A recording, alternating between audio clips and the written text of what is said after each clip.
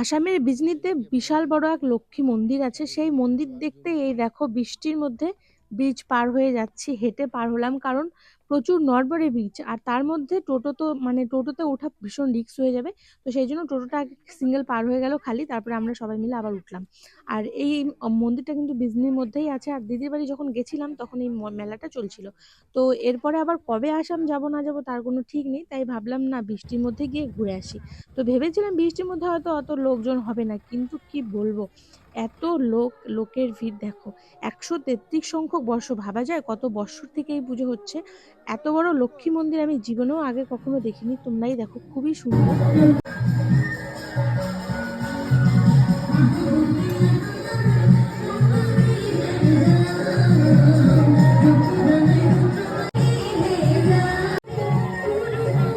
আর মন্দিরটা দেখো কি সুন্দর আলো দিয়ে সাজিয়েছে, খুব ভালো